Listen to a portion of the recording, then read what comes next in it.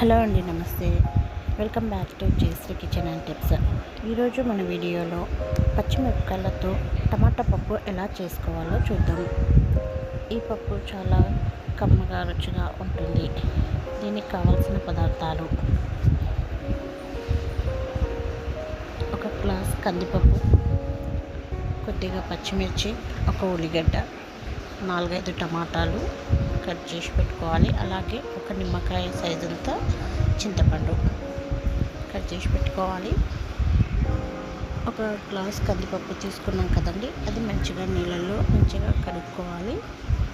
ఆ తర్వాత ఒక 2 గ్లాస్ వాటర్ వేసి పచ్చిమిర్చి, చింతపండు, ఒక ఉల్లిగడ్డ, టమాటా, ఒక 4-5 టమాటాలు వేయాలి. దానిలో ఒక హాఫ్ స్పూన్ పసుపు, కొద్దిగా నూనె వేసి స్టవ్ పైన పెట్టాలి. ఒక 3-4 విజిల్స్ వరకు స్టవ్ పైన పెట్టాలి. ఫస్ట్ అయితే 3 పెట్టండి, తీసి చూడండి. ఒకవేళ ఉడుకుతోనేమో మనం రుబ్బేసుకోవచ్చు, లేదు అంటే ఇంకొక విజిల్ పెట్టుకోవచ్చు. ఇంకా ఆల్మోస్ట్ 3 విజిల్స్ అయిపోయాయి. ఇప్పుడు మనం తెరిచి చూసాను. తర్వాత తెరిచి చూస్తే ఆల్మోస్ట్ ఉడికిపోయింది పప్పు మొత్తం.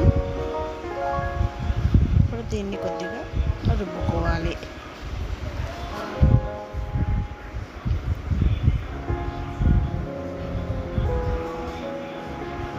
మనకు కావాల్సినంత ఉప్పు వేసుకొని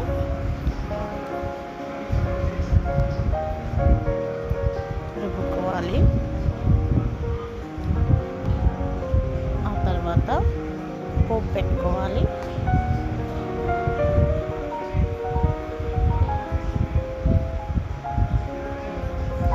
కొద్దిగా ఆయిల్ వేసుకొని అందులో ఫస్ట్ కొద్దిగా ఎల్లిపాయలు వేసుకోవాలి. తర్వాత ఆవాలు, జీలకర్ర వేసుకొని అవి చిటపట ఉంటుంటే కరివేపాకు వేసుకోవాలి. కొద్దిగా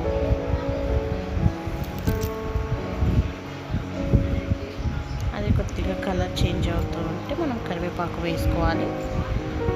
ఇప్పుడు మనం ఈ పోపు పెట్టుకున్న మిశ్రమాన్ని పప్పులో వేసి కలుపుకోవాలి.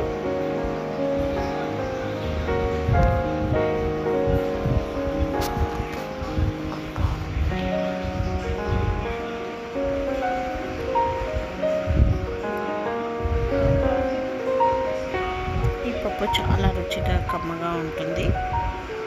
మీరు ఒకసారి ట్రై చేయండి.